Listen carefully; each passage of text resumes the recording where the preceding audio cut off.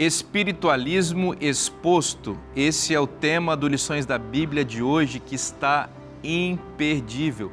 Vamos avançar em nosso estudo sobre o grande conflito e vamos perceber as estratégias malignas do inimigo para desviar a atenção do povo de Deus. É sobre isso e muito mais o Lições da Bíblia que está começando agora.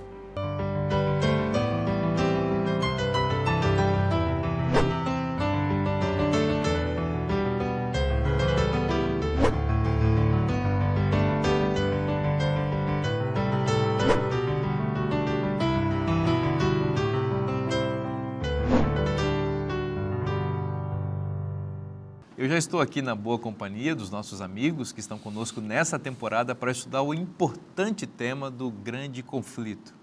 E também na sua companhia que nos recebe para estudarmos juntos a palavra de Deus. Eu vou apresentar os nossos colegas que estão aqui conosco, nos presenteando com o seu conhecimento e com a sua visão a respeito dos temas da palavra de Deus. Aqui à minha esquerda, o meu amigo, pastor André Oliveira. Seja bem-vindo, André, mais uma vez. Que legal, né? Estamos aqui já na 10ª semana, na boa companhia aqui também dos nossos amigos e dos telespectadores. E quero aproveitar aqui, Vinícius, para mandar um abraço para a minha família mais ampla, né? Do lado da minha mãe e do lado também da minha esposa aí. Não vou dizer o nome de cada um aqui, porque a lista seria grande, né? Mas um abraço para eles, muito carinhoso. Exatamente, sua família muito querida e muito especial. Um abraço para todos. Aqui à minha direita, o Elmer Guzman. Elmer, que bom receber você mais uma vez, seja bem-vindo. Obrigado, pastor Vinícius. Olá, uma alegria estar aqui novamente. Eu quero mandar meu abraço hoje para um grupo muito especial.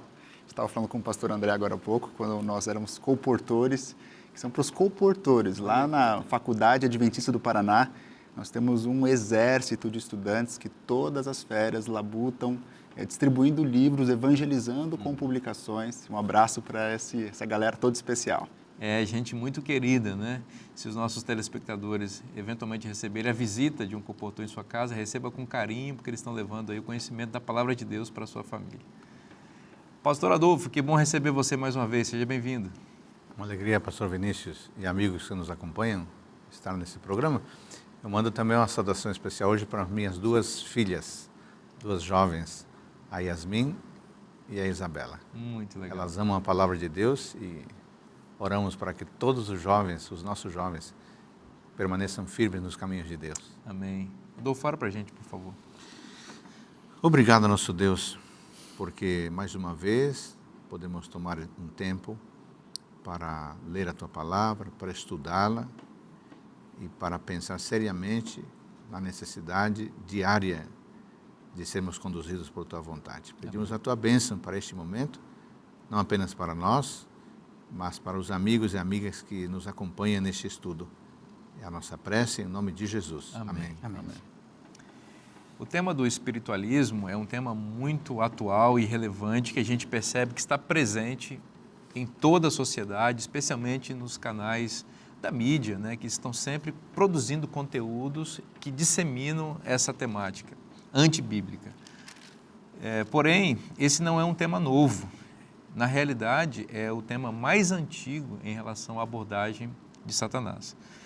Mas eu gostaria, André, que a gente desse uma visão histórica do ressurgimento, vamos chamar assim, do renascimento do espiritualismo na modernidade, né? Existem fatos históricos interessantes que marcam o nascimento ou ressurgimento dessa temática, para a gente entender de onde veio esse movimento que hoje está tão pulverizado nos meios de comunicação.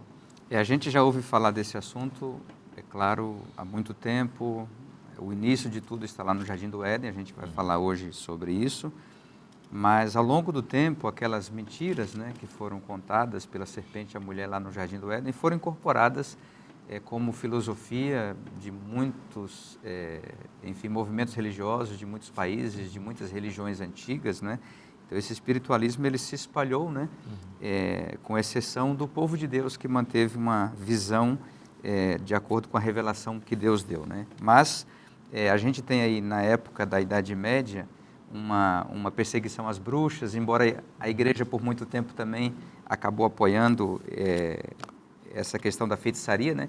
Mas na época do iluminismo houve uma promessa, né, de que com o racionalismo, né, com a ciência, eles iriam acabar com todas as manifestações espiritualistas que eram para eles um sinal da era medieval.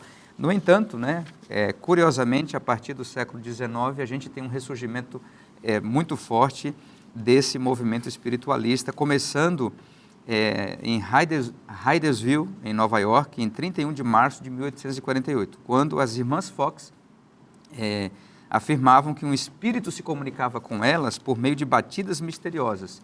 Embora em 1888, né, ou seja, alguns anos depois, uma delas tenha revelado que aquilo tinha sido uma farsa, um ano depois elas disseram que isso de fato havia acontecido, retiraram a sua confissão, né?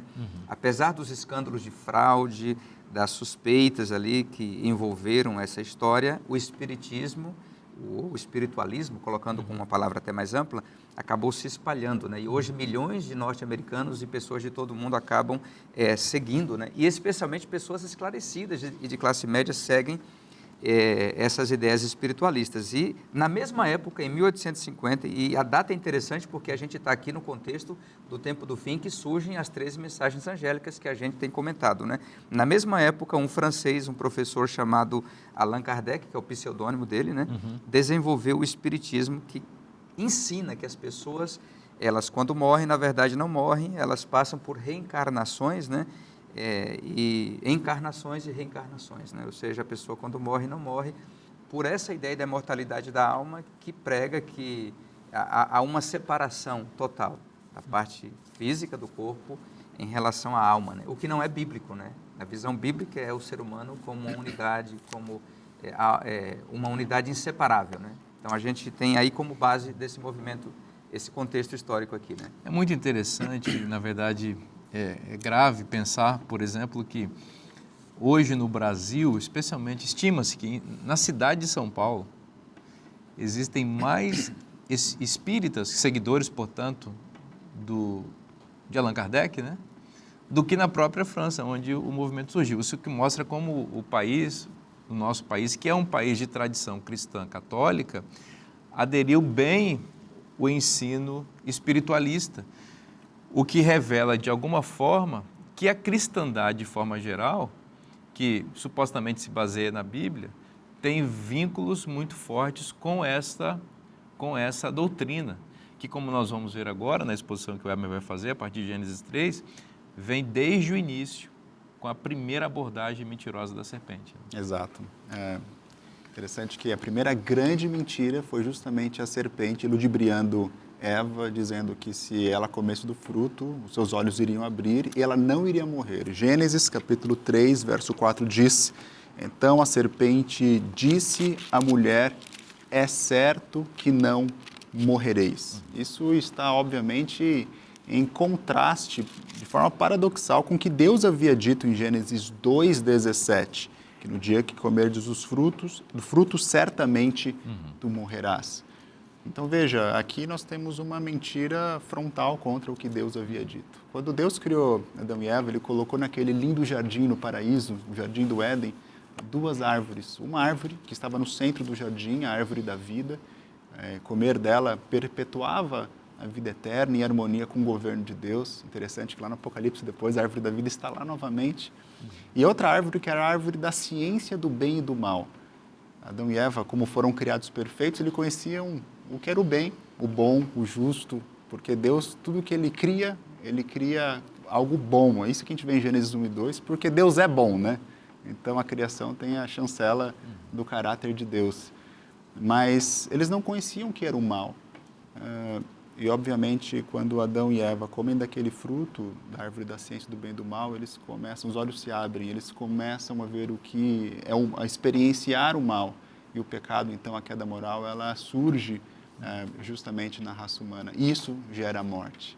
Então, o que a serpente está falando é que é possível você ser um pecador, estar contra o governo de Deus e ainda assim ter vida eterna. Ao longo dos programas, nós temos repetido que a abordagem de Satanás contra o povo de Deus tem sido basicamente dupla. Ele se revela ora como serpente, e nesse caso ele seduz, e aí ele mistura mentira com verdade.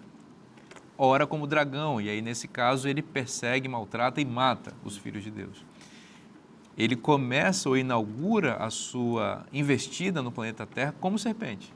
E aí a estratégia é seduzir, enganar e misturar a verdade com mentira. E é muito significativo que ele tenha inaugurado esse processo sedutor, mentiroso e enganador com a primeira mentira relacionada ao estado do ser humano na morte. Ele disse, como você mencionou, certamente você não vai morrer, vocês não vão morrer. E essa mentira, essa frase mentirosa que contradiz frontalmente aquilo que Deus havia dito anteriormente, ela tem ecoado ao longo da história e ela tem sido incorporada em todos os sistemas religiosos de todos os países, em todos os tempos, incluindo, lamentavelmente, os sistemas religiosos cristãos. E nós podemos afirmar sem medo de que, como denominação religiosa, apenas os adventistas do sétimo dia não incorporaram essa sedução da serpente em seu sistema de crenças.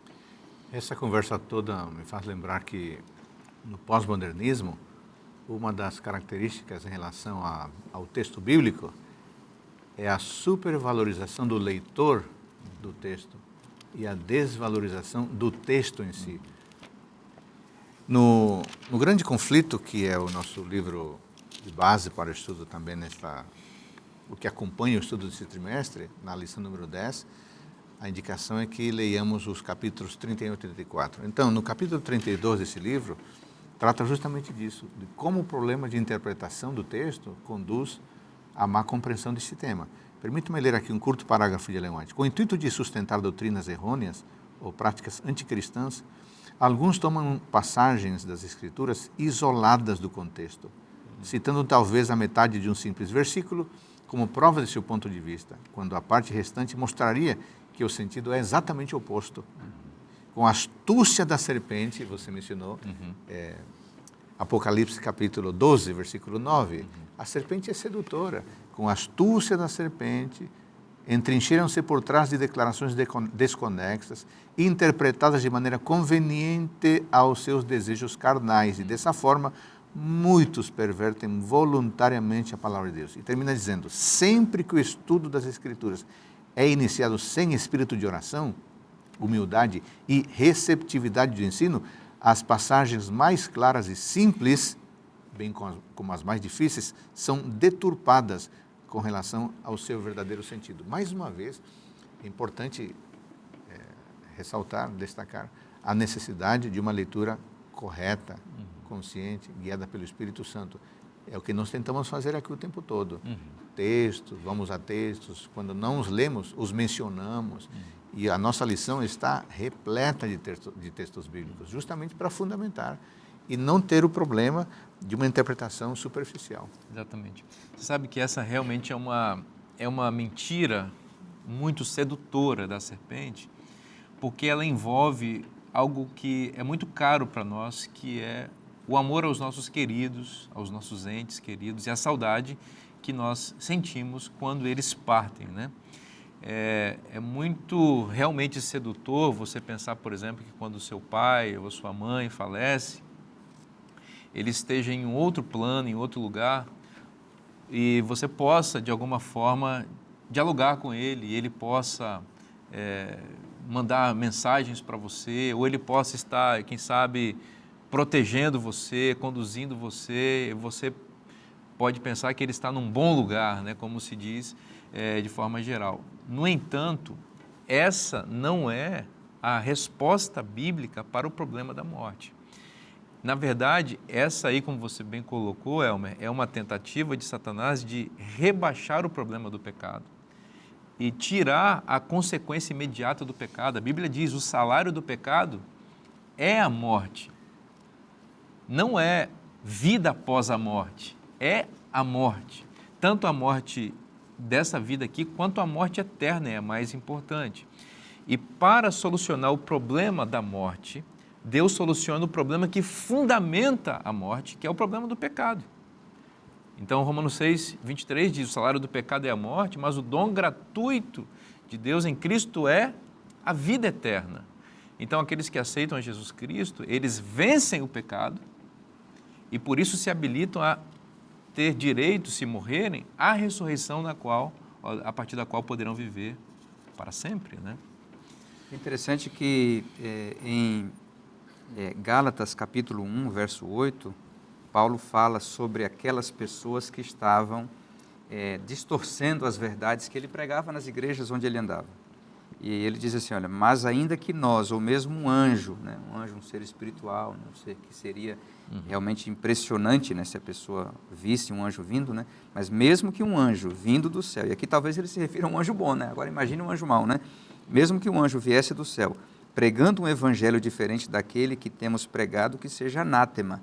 É claro que o contexto ali era o conflito de Paulo com os judaizantes e tudo mais, mas a gente pode aplicar, é claro, a qualquer distorção do Evangelho. E o Evangelho é a única resposta que nós temos para o problema da morte.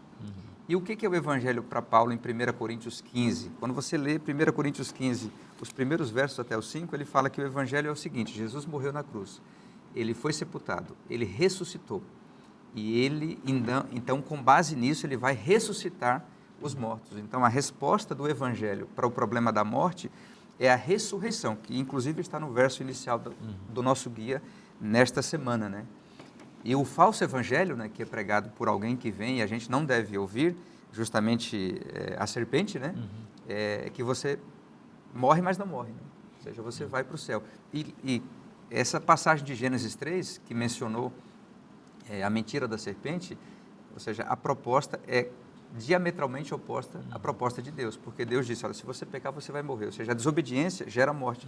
E o inimigo lá, usando a serpente, disse, não, se você desobedecer, se você comer de tudo, inclusive da árvore do conhecimento do bem e do mal, você vai viver, você não vai morrer, né? Você veja que o espiritualismo é tão grave nas suas implicações, porque ele anularia, inclusive, a necessidade do sacrifício de Cristo, porque Cristo morreu no nosso lugar para que nós pudéssemos viver, ter direito à vida eterna. Se eu tenho uma vida eterna, mesmo inerente, quando eu morro, continuo vivendo, Jesus não precisava ter morrido, porque eu já tenho aquilo que ele veio oferecer para aqueles que nele creem, né? E aqui o nosso guia cita o livro Grande Conflito, e a gente precisa deixar muito claro isso, com muito respeito aos nossos irmãos, mas é uma realidade. A teoria da imortalidade da alma, aspas aqui para o Grande Conflito, foi uma das falsas doutrinas que Roma recebeu do paganismo, incorporando a religião da cristandade. Roma foi aglutinando sistemas e crenças religiosos de outras religiões e de outros povos. O paganismo, como nós dissemos, nasceu lá no próprio Éden, né, com a serpente, depois isso esteve presente nas mais antigas culturas, como os egípcios, enfim, os fenícios, os assírios, os babilônios, os persas, os gregos, os romanos também tinham isso, e depois a própria igreja cristã romana aderiu a essa visão e disseminou entre a cristandade. Isso é um problema gravíssimo. Na lição de domingo do nosso guia, na pergunta 2, cita Eclesiastes, Jó, Isaías, e a pergunta é, o que essas passagens bíblicas nos ensinam sobre a morte e a comunicação com os mortos? Então, permita-me ler aqui Eclesiastes 9:5, uma das tantas passagens. Eclesiastes 9:5, porque os vivos sabem que vão morrer, mas os mortos não sabem nada e não têm nenhuma recompensa a receber, porque a memória deles jaz no esquecimento. O texto bíblico é claro. O Elmar mencionou agora há pouco Gênesis 3:4. Vocês certamente não morrerão. Esse foi o primeiro sermão sobre a imortalidade da alma. Um sermão curto, pelo menos o registro é curto, mas foi um sermão tão poderoso, feito pela serpente com seu espírito sedutor, que até hoje arrasta milhões. No entanto, Eclesiastes é muito claro. Podíamos citar Ezequiel 18:20. A alma que pecar, ou a pessoa que pecar, certamente morrerá. Mas isso foi invertido. Depois do sermão poderoso da serpente sedutora, hoje as pessoas tendem a pensar, a pessoa, mesmo que peque, viverá eternamente, como você mencionou agora há pouco. Você mencionou o texto ali do Grande Conflito. É bom lembrar que essa mentira foi assimilada pela cristandade a partir da filosofia pagã, especialmente a partir do pensamento platônico durante o tempo da apostasia. Então, nesse sentido, a crença de que os mortos estão conscientes preparou milhões de pessoas para receberem com muita alegria e com muita facilidade o Espiritismo. Exato. E o diabo, usando os seus atributos sedutores, Apocalipse 12, 9, estabeleceu então esse fenômeno como uma linha eficaz de se comunicar. Ora, se as pessoas não morrem, por que não estabelecer uma comunicação com elas? Ora, se as pessoas estão vivas, por que não receber delas conselhos, instruções, orientações? Afinal de contas, estão no nível superior. Por que não ouvir?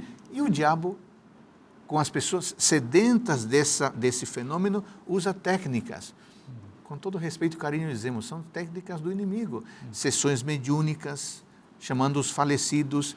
E o diabo, que não é sábio, mas é astuto e com muitos anos de experiência, emula a voz das pessoas, a figura das pessoas. Ele então prediz eventos, antecipa seu futuro, conta a realidade e, na sua astúcia, lança profecias que se cumprem, entre aspas, e com isso acaba amarrando as pessoas. É terrível. Só uma única salvaguarda. A pessoa ter consciência do que a palavra de Deus diz. Exatamente. Vamos continuar estudando esse tema que é muito importante. Deus tem coisas para falar ao nosso coração. Nós vamos fazer um intervalo bem rapidinho. Não sai daí, o programa volta já já.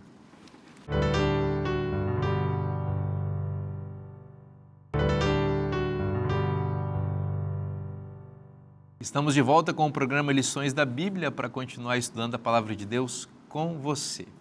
Bom, você sabe que aqui na Novo Tempo a gente tem sempre o desejo que você continue crescendo no conhecimento da Palavra de Deus. É por isso que nós temos edições especiais da revista Esperança Novo Tempo. E essa está realmente especial porque está trazendo o tema da fé nas crenças, das doutrinas da Palavra de Deus. Aqui nessa revista, que foi escrita pelo querido pastor Ledivan, você vai encontrar capítulos especiais de doutrinas bíblicas que vão levar você a compreender, a ter desejo de experimentar e viver e a crer, tomando uma decisão ao lado da verdade. Pastor Vinícius, eu quero essa revista, como que eu faço para ter em minha casa?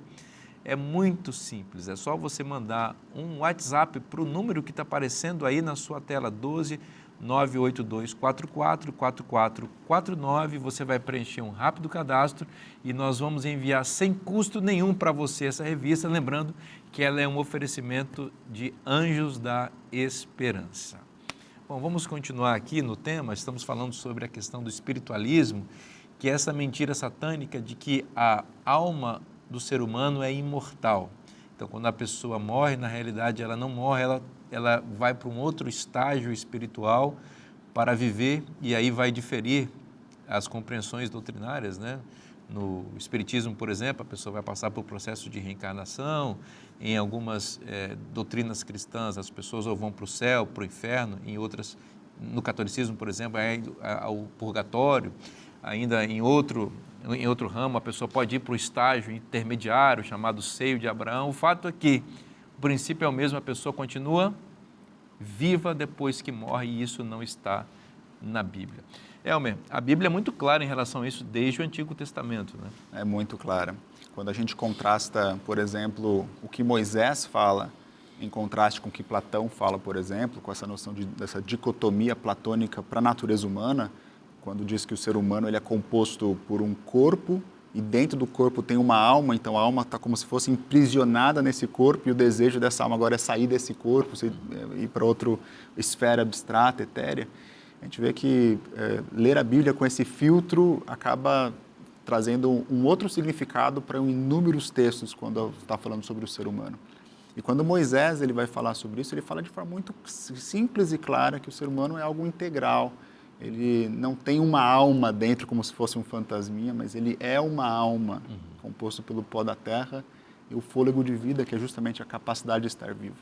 Mas quando você tem essa noção que essa alma é imortal e quando a pessoa morre vai para o céu ou vai para uma outra dimensão, você tem a tentação de tentar ter contato com este outro lado. E aí nós temos o começo do ocultismo, que é uma ramificação justamente desse espiritualismo, espiritismo, esse pensamento equivocado que não se encontra na Bíblia. E Moisés é claro a proibir justamente o contato com esse ocultismo. E olha, Vinícius e amigos, como está na moda, né? Você liga a televisão, você vê ocultismo, imortalidade, Tudo. desenhos animados. Vamos ouvir o que Moisés fala em relação a isso. Deuteronômio, capítulo 18. Algumas instruções muito diretas em relação ao como que o povo deveria se comportar e viver quando eles entrassem na terra. E aqui eu vou ler apenas o verso 9, depois a gente pode ir para o verso 11. Diz assim, olha, quando entrares na terra que o Senhor teu Deus te der, não aprenderás a fazer conforme as abominações daqueles povos. Ou seja, os povos ao redor, eles tinham essas práticas, essas crenças, porque a gente já viu que isso originou com um arqui-inimigo, a serpente. E depois fala alguma série de coisas, e lá no verso 11 vai falar o seguinte, olha, nem vocês vão consultar encantador, nem necromante, nem mágico, nem quem consulte os mortos. Moisés é muito claro, vai ter essas práticas pagãs ao seu redor, mas essas práticas elas não condizem com o povo da aliança. E é interessante que depois, o primeiro rei de Israel, Saul, tem uma experiência um tanto interessante. 1 Samuel capítulo 28 descreve que justamente naqueles dias não havia, eles haviam eliminado Ele mesmo tinha feito médiuns isso, e né? adivinhos, mas daí Samuel ele morre. E agora eles querem precisa de um conselho de Samuel, que foi a pessoa que o ungiu, que o escolheu. E agora ele vai até justamente uma médium em Endor. E Samuel aparece para Saul. Que Samuel já havia morrido. Havia morrido, ele aparece, encarna, a pergunta é quem que apareceu para ele? E obviamente nós entendemos que o inimigo ele tem o poder de se personificar e justamente trazer justamente um conselho, um contato, mas não é a pessoa que está morta, que a gente sabe que quando a pessoa morre, a pessoa descansa na terra aguardando a volta de Jesus. Exatamente. E é interessante que o nosso guia, ele faz uma afirmação contundente, e a gente fala isso com carinho em relação a pessoas que acreditam, né, em alguns tipos de comunicação com os mortos, mas aqui diz assim, a feitiçaria é demoníaca, ela seduz as pessoas à falsa adoração e falsifica o relacionamento com Deus, né, mas não satisfaz as necessidades profundas do coração, né. Então aqui diz que o espiritismo está no centro do plano de Satanás de levar o mundo cativo, né, mas Jesus pode libertar as pessoas que estão presas a isso, né, dessas correntes, né, libertar dessas correntes que prendem as pessoas. E a gente está aqui para buscar esse esclarecimento, né, sobre essa verdade, por mais que seja duro para alguém, alguém que alimentou uma esperança, um conforto, né, nessa comunicação, mas a Bíblia é clara, né, e Deus proibiu, como você mesmo disse aí, né. Na pergunta 4 do nosso guia, em segunda-feira, cita Jó 19, 25 e 26. Eu quero ler esses dois textos. Porque eu sei que o meu Redentor vive e por fim se levantará sobre a terra. Depois, revestido este meu corpo da minha pele, em minha carne verei a Deus. Então, e a lição diz assim, que a morte é um descanso até a ressurreição. Está evidenciado nesse texto.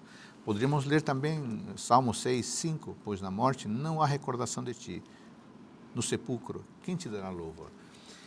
Então, diante da pergunta, o ser humano é imortal? A resposta definitivamente clara é não, o ser humano é mortal. Não há nenhum sustento bíblico para esse tema no Antigo Testamento. As palavras, usualmente traduzidas na Bíblia como alma e como espírito, aparecem aproximadamente 1.600 vezes na Bíblia, mas nunca, isso aqui é importante, nunca estão associadas a imortal ou imortalidade. É curioso que Ellen White trate especificamente desse tema no livro Grande Conflito, nos capítulos que já se aproximam dos eventos finais, no contexto dos eventos finais. E é interessante perceber por que isso está conectado. Tem o elemento histórico, que você já colocou muito bem, André, mas tem especialmente a estratégia de Satanás nesse sentido, que vai se intensificar no tempo do fim para iludir as pessoas, porque ele sabe que vida eterna ou morte eterna estarão em jogo ali. Ela diz, por exemplo, no livro Grande Conflito, abre aspas aqui, falando do contexto final, muitos terão que encarar espíritos de demônios personificando parentes ou amigos queridos e declarando as mais perigosas heresias. Esses visitantes apelarão para nossos mais profundos sentimentos e realizarão milagres para apoiar suas declarações. Devemos estar preparados para resistir a eles com a verdade bíblica de que os mortos nada sabem e de que os que aparecem dessa maneira são espíritos de demônios. Fecha aspas aqui. Então, o que está sendo dito aqui?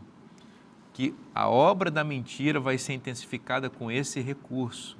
E muita gente vai ser levada a descrer no que a Bíblia diz, porque um suposto parente apareceu, mas na realidade são espíritos enganadores de demônios que devem ser rechaçados e rejeitados. E aí a gente volta para um outro ponto que tem a ver com isso, e vai ter a ver com isso no final. Por exemplo, a lei de Deus, o mandamento do sábado. Se um espírito chegar com uma voz ali maravilhosa e disser que Deus está revelando que isso foi modificado e que você não precisa mais obedecer, então isso é fascinante, é sedutor. Mas qual é a nossa segurança? É voltar à palavra de Deus, né? Ou seja, você precisa buscar evidência na palavra de Deus. Por exemplo, em 1 Reis capítulo 2, verso 10, fala que Davi morreu e foi sepultado na cidade de Davi. E aí lá no Novo Testamento, no livro de Atos capítulo 2, a gente tem séculos depois, né? Muitos séculos depois, mais de 500 anos depois, Pedro, no sermão de Pentecostes, falando sobre Jesus e aplicando a Jesus um salmo de Davi, do próprio Davi, né? Em que ele diz ali que a alma dele, a alma do Senhor, né, não seria deixada na morte, não seria deixada para ver corrupção, né? E aí Pedro fala assim: irmãos, permitam-me falar claramente a respeito de Davi, o patriarca. Ele morreu e foi sepultado, e o seu túmulo permanece entre nós até hoje. Então ele diz que isso que Davi havia previsto se cumpriu em Cristo, porque ele é que não ficou na sepultura, ele ressuscitou, mas Davi estava lá. Por quê? Ele estava esperando a ressurreição que vai acontecer no momento certo, né? Excelente. Tanto no Antigo Testamento quanto no Novo Testamento, usa-se o sono para comparar com a morte. Então eu leio aqui João, na pergunta 5 do nosso guia, João 11:11. Tendo dito isso, acrescentou: nosso amigo Lázaro adormeceu, mas vou para despertá-lo. Algumas pessoas perguntam, por que a Bíblia usa a comparação do sono com a morte? É uma coisa interessante aqui. O primeiro ponto é que as pessoas que dormem estão inconscientes. Na morte, nós estamos inconscientes. Eclesiastes 9:5 diz, os mortos nada sabem, é inconsciência. Um outro aspecto, no sono, os pensamentos conscientes terminam. E então, a gente não faz nenhum plano. Salmo 146:4, quando o espírito deles se vai, eles voltam ao pó. Naquele mesmo dia, acabam seus planos. O pessoal que dorme não está planejando. Quem morre não está planejando. Outro aspecto, no sono não há atividade. Ninguém trabalha no sono. Então, Eclesiastes 9:10, o que suas mãos tiverem de fazer, façam agora, pois na sepultura, por onde você vai, não há atividade. A pessoa está dormindo, não está executando nenhum trabalho. Quem morre está quieto. Outro aspecto, o sono impede qualquer tipo de atividade. Ah, mas a pessoa está dormindo, vai mexer comigo? Não, amigo, está inconsciente. Outro aspecto, o sono impede qualquer manifestação emocional. Coitadinho no que faleceu. Amigo, não há esse tipo de atividade. Eclesiastes 9:6, para eles, para quem morreu, o amor, o ódio, a inveja desapareceram. Ninguém está sofrendo quando morre. Está inconsciente. E o salmista diz que no sono não há como louvar a Deus. Mas na morte também não há como louvar a Deus, então. E, finalmente, a pessoa que dorme, isso aqui é importantíssimo, a pessoa que dorme, sabe o que vai acontecer? Vai despertar. A pessoa que morreu em Cristo vai despertar pelo poder de Deus. Exatamente. Muito interessante o que o André mencionou, né? A resposta divina para o problema da morte não é a imortalidade, mas a ressurreição. Então, aqueles que morreram em Cristo vão ressuscitar e viver para sempre. Quem sabe a gente pode ler o texto, né? 1 Tessalonicenses 4 vai descrever justamente isso, que ao soar da trombeta de Deus, ali no verso 16, os mortos em Cristo ressuscitarão primeiro, depois nós, os vivos, os que ficarmos, seremos arrebatados juntamente com eles. Então, aqui está a grande esperança. Se a nota tônica das Escrituras é a volta de Jesus, como foi estabelecido alguns episódios atrás, agora a gente entende o porquê parte da cristandade esqueceu da volta de Jesus, justamente por esse engano que é da imortalidade natural da alma. É importante a gente contrastar essa noção de imortalidade condicional da alma e a imortalidade natural da alma. Quando Adão foi criado, ele foi criado imortal. Adão e Eva, no mundo perfeito, eles tinham uma eternidade, diferente da de Deus, obviamente, porque Deus não tem início nem fim. Adão, ele foi criado, portanto, ele teve um início, mas conquanto ele estivesse em harmonia, em relacionamento com Deus, ele usufruiria de uma imortalidade ao lado de Deus vivendo a eternidade. Quando Adão e Eva caem, a queda moral de Gênesis capítulo 3, aí o pecado entra na raça humana e a consequência do pecado, o salário é justamente a morte. Então agora, Adão e Eva, eles perderam essa imortalidade que eles tinham originalmente. Por essa razão, eles são expulsos do Jardim do Éden, porque eles não podem ter acesso mais à árvore da vida, que preservava justamente essa eternidade.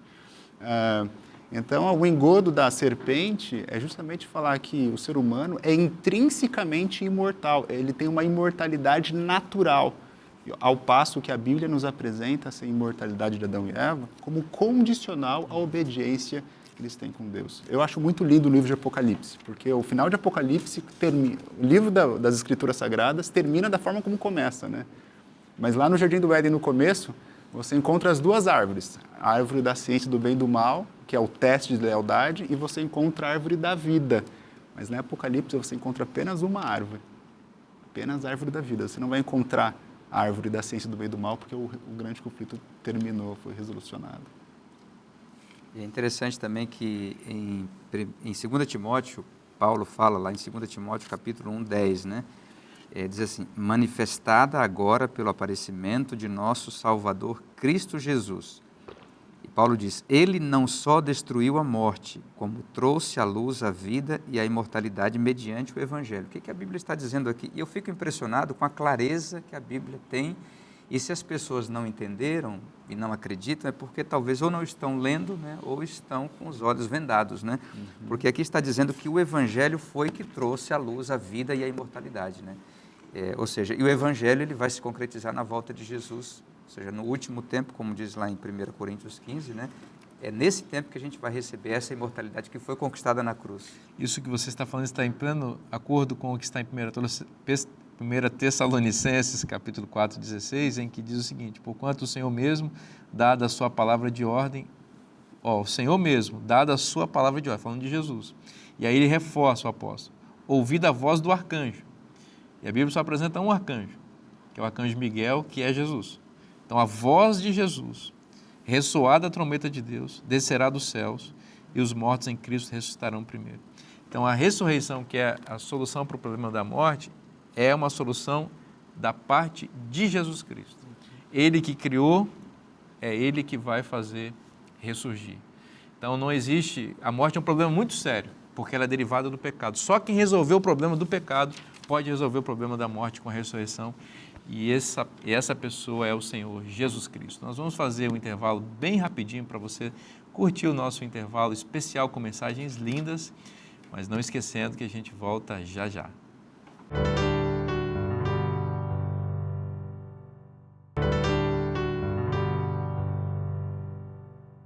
Estamos de volta agora para o último bloco desse programa em que estamos estudando um tema muito importante, que é o tema do espiritualismo. Bom, esse tema ele está na Bíblia, você encontra uma explicação muito clara dele nas Escrituras, mas nós temos oferecido a você também a oportunidade de conhecer de forma mais detalhada o pensamento bíblico com este livro, que é um clássico da escritora norte-americana inspirada Ellen White. Aqui eu estou com uma edição de luxo do livro O Grande Conflito. Eu tenho apresentado aquela que está sendo distribuída aos milhões e você pode ter esse presente também, mas se você desejar ter esse material aqui, que é uma edição com um pouco mais de conteúdo, né, com uma diagramação e organização do texto mais espaçada, mais confortável para a leitura, com capa dura, né? Um livro realmente que vai ficar muito bem na sua estante, e não só na sua estante, nas suas mãos, estudando, você pode acessar cpb.com.br e aí você vai descobrir como adquirir este e outros livros, inclusive dessa coleção que contém 63 livros que certamente vão abençoar a sua vida e a sua família. Vou devolver aqui para o pastor Adolfo, porque esse exemplar aqui pertence a ele. E é desse livro, Adolfo, que você vai trazer para a gente uma explicação muito importante, né? Você estava me dizendo aqui em off que Ellen White apresenta a necessidade de a gente estar bastante atento aos enganos de Satanás em relação a esse tema, especificamente no tempo do fim. Né? Sim, no capítulo 34, na página 459, em conexão com a pergunta 7, por que é perigoso confiar nas emoções? Olha que Ellen White diz: Satanás tem poder para fazer surgir diante das pessoas a figura de seus amigos falecidos. A imitação é perfeita. A expressão familiar, as palavras e o tom da voz são reproduzidos com incrível exatidão. As pessoas ficam impressionadas com a inteligência artificial, nem sabem do que Satanás é capaz. Muitos se consolam com a ideia de que seus queridos estão desfrutando da felicidade do céu, sem suspeitar do perigo, dão ouvidos a espíritos enganadores e ensinos de demônios, diz Paulo em 1 Timóteo 4. E termina dizendo: depois que Satanás induz as pessoas a acreditar que os mortos realmente voltam para se comunicar com elas, ele faz com que aqueles que morreram sem estar preparados apareçam. E nessas aparições dizem que estão felizes no céu, e até mesmo que ocupam elevadas posições lá no céu, e assim é amplamente ensinado o erro de que nenhuma diferença se faz entre justos e ímpios. Exatamente. Um perigo tremendo. Se o assassino corrupto morreu e foi direto para uma vida melhor, por que eu tenho que ficar aqui na terra em conexão com a palavra de Deus, vivendo em santidade? Não faz diferença nenhuma. Então eu vivo do jeito que eu quiser, porque meu espaço já está garantido. Sabe o que eu acho mais grave ainda, Adolfo? É essa doutrina que é ensinado por aí, de que o indivíduo, inclusive, ele tem um direito de se corrigir depois que morre, né? A doutrina do purgatório, ela é muito perigosa, porque ela dá margem para o indivíduo viver de maneira desorganizada, sem compromisso nenhum com a palavra de Deus, tendo condição de passar por um processo de purgação dos seus pecados para depois ir para o céu, né? É gravíssimo isso. A Bíblia ensina que justamente o tempo de graça, que é o tempo de oportunidade para a salvação, é enquanto a pessoa viver. A hora que a pessoa morre, ali está selado o destino eterno, ou quando Jesus volta. Então, um ou outro, não existe uma outra oportunidade após a sua morte biológica, como se fosse. De outro lado, a Bíblia ensina o que nós chamamos de aniquilacionismo. Vou introduzir um outro ponto entre parênteses aqui, porque é importante também. Porque as crenças religiosas, com base na imortalidade da alma, vão dizer que os pecadores que vão para o inferno, eles vão queimar para sempre no inferno. Não é? E enquanto a Bíblia ensina, em Malaquias capítulo 4, que quando vier o fogo de Deus, não ficará nem raiz, nem rama, haverá um extermínio pleno do pecado e dos pecadores. Esse ponto também é importante porque apresenta uma face maligna de Deus. Um Deus que é sádico, que se alegra no sofrimento eterno dos ímpios, né? Enquanto a Bíblia apresenta a ideia de que Deus vai exterminar para sempre o pecado dos pecadores. Adolfo fez um ponto importante, que o inimigo das nossas almas tem o poder de se materializar, de aparentar, como a gente viu ali em Saul, buscando Samuel, ele já tinha morrido. Nós devemos sempre nos lembrar que a Bíblia, quando apresenta o mundo espiritual, apresenta que existem anjos do bem, são os anjos ministradores, são anjos da guarda, são criaturas do Senhor, não são eternos no sentido que são eternos porque não pecaram, mas tem também os anjos do mal, que são espíritos de demônios, são espíritos malignos.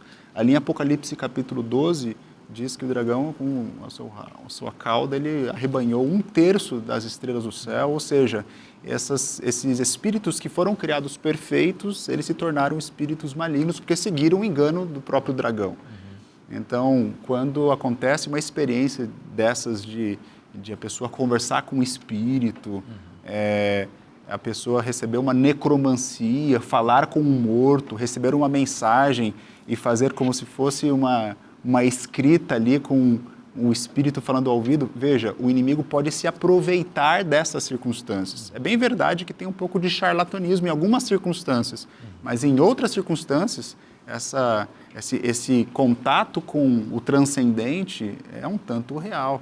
Mas quem que está conversando com a pessoa. E, obviamente, o inimigo ele se aproveita dessas circunstâncias. No tempo do fim, amigos, quando a gente vê em Apocalipse capítulo 13, as duas bestas que são instrumentalizadas pelo dragão, de forma muito clara, apontam que essas bestas, em especial a segunda besta, ela pode fazer sinais e maravilhas. Gostaria de ler um verso aqui, Apocalipse 13, os versos 13 e 14 diz assim, falando sobre a besta que emergiu da terra, também opera grandes sinais, de maneira que até fogo do céu faz descer a terra diante dos homens. Seduz os que habitam sobre a terra por causa dos sinais que lhe foi dado executar diante da besta.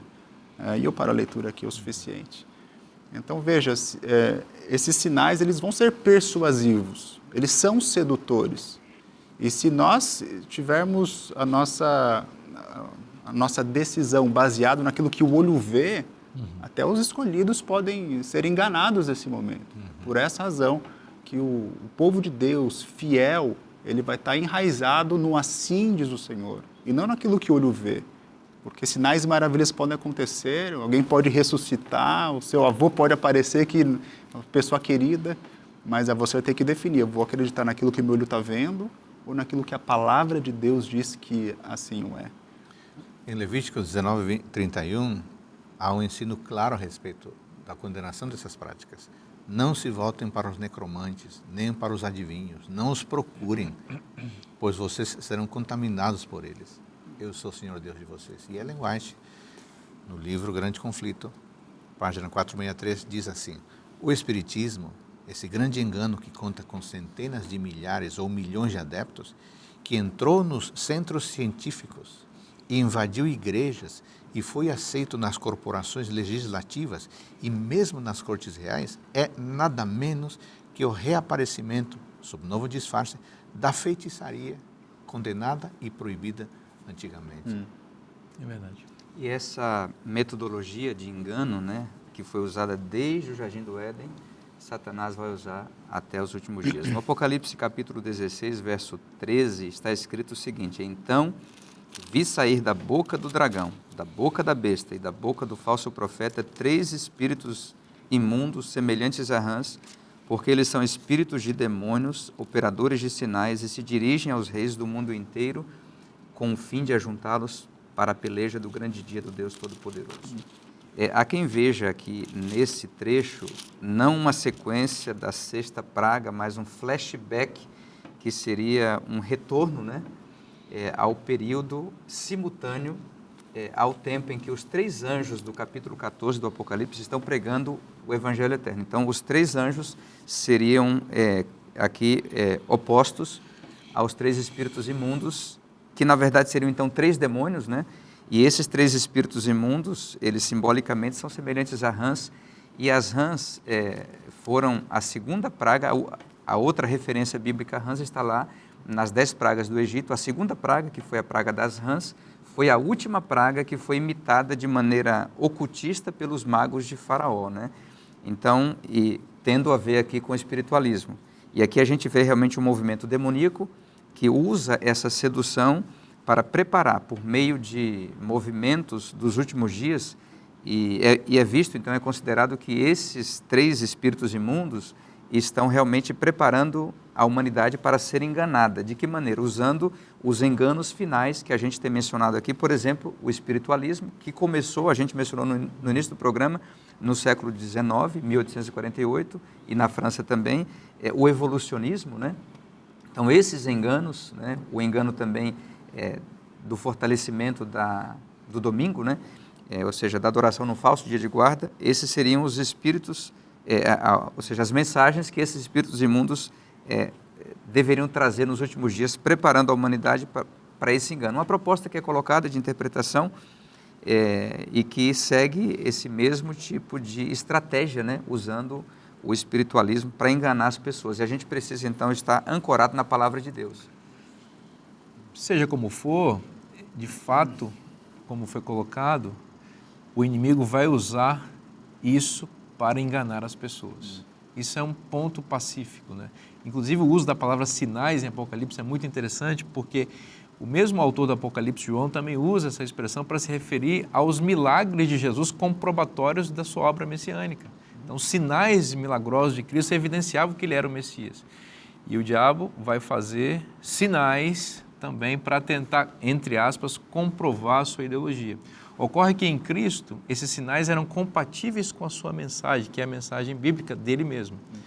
Nos eventos finais, esses falsos sinais que vão aparecer, eles contradizem a mensagem bíblica e vão tentar levar as pessoas a viver longe dos princípios eternos e imutáveis da palavra de Deus, né?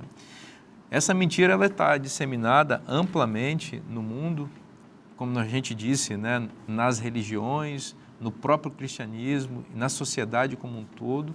É a grande estratégia de Satanás para enganar as pessoas e a cartada final, e podemos esperar, lamentavelmente, uma intensificação desse uso para que as pessoas possam ficar iludidas, seduzidas, enganadas e distanciadas do assim diz o Senhor. O convite que Deus está fazendo para você hoje é: estude a palavra de Deus. Busque os sinais verdadeiros da palavra de Deus. Jesus disse: conhecereis a verdade vos libertará. Deus tem uma solução definitiva para o problema da morte, que é a solução definitiva para o problema do pecado.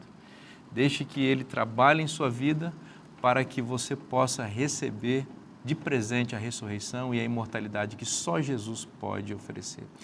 Essa mensagem maravilhosa está na Bíblia, e se está na Bíblia, é bom para você.